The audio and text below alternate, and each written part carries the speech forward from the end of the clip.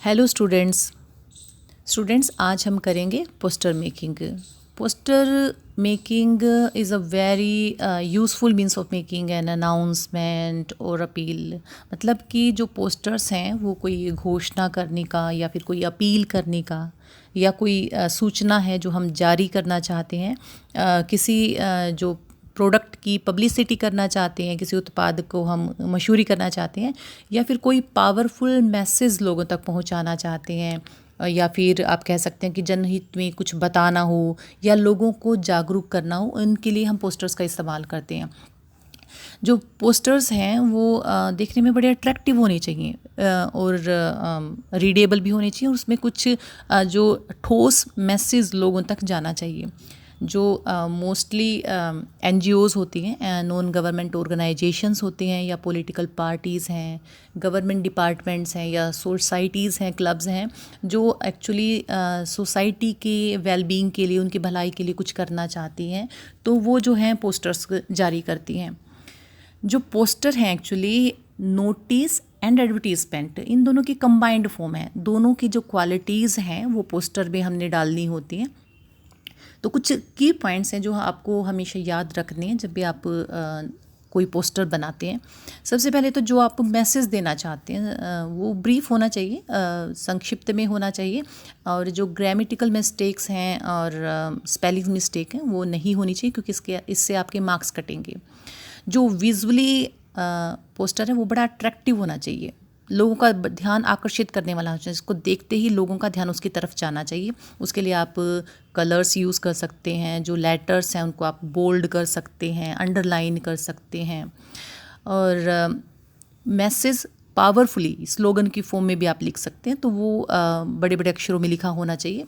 कोई आप short form उसमें इस्तेमाल नहीं करते हैं और ना ही स्लैंग लैंग्वेज यूज़ करनी है। मतलब आप ये कह सकते हैं कि स्लैंग मीन्स इनफॉर्मल लैंग्वेज, या हम कहते हैं कि देसी भाषा, उसमें आपने इस्तेमाल नहीं करनी है। और जो टारगेट ऑडियंस है उसको अपने दिमाग में रख के, यानी कि किन लोगों के लिए वो आप मैसेज है या जो जागरूकता के लिए आप लोगों को बताना चाहते हैं, जो टारगेट ऑडियंस है वो आपको दिमाग में रख के उस जो पोस्टर है उसको प्रिपेयर करना होता है। जो थीम या जो टॉपिक है वो क्लियरली मेंशन्ड होना चाहिए उसके अंदर।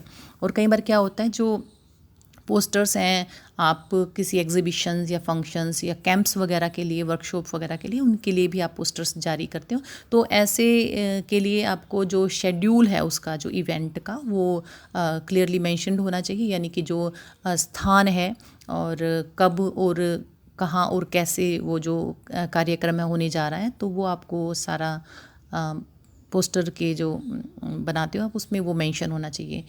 जो +2 क्लास है उसके लिए जो वर्ड लिमिट है पोस्टर की वो 50 वर्ड्स है, यानी कि ये 50 शब्दों के अंदर ही आपने जो पोस्टर है वो बनाना है। और लास्ट में जो पोस्टर है आपको नोटिस और एडवर्टीज़मेंट की तरह बॉक्स में रखना है। हाँ, आप इसमें ये कर सकते हैं कि जो बॉक्स की लाइनें बनाते हैं उसमें आप डिज़ाइनिंग इस्तेमाल कर सकते हैं।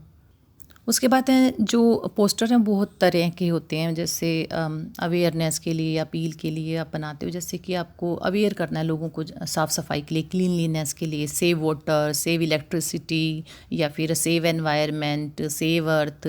तो इनके लिए जो है अवेयरनेस फैलाने के लिए जो पोस्टर्स आप इस्तेमाल करते हैं, कुछ प्रिकॉशंस देने हैं लोगों को, आपने वार्निंग देनी है, तो उनके लिए आप जैसे कोरोना से बचने के जो उपाय हैं उनके लिए आप लोगों को जागरूक करने के लिए पोस्टर्स बना देते हैं। दूसरा सपोर्ट के लिए, हेल्प के लिए, जैसे फ्लड विक्टिम्स हैं, कोरोना रिलीफ फंड हैं, या फिर जैसे अर्थक्वेक विक्टिम्स हैं, उनके लिए आप जब फंड इकट्ठा करते हैं उनके लिए आप पोस्टर्स बना सकते हैं।